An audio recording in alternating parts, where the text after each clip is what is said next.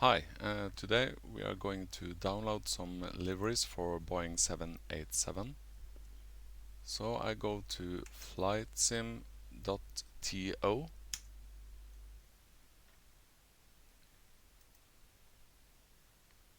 I'm going to download for Boeing 787.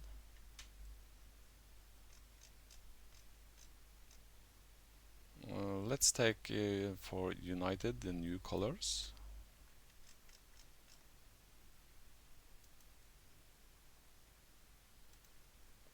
And start download.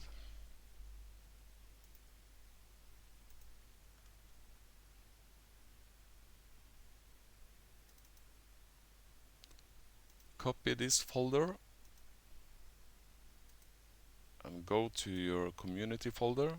I already pasted it in here so we can test it. After you copy to the community folder, you have to start the flight sim all over again.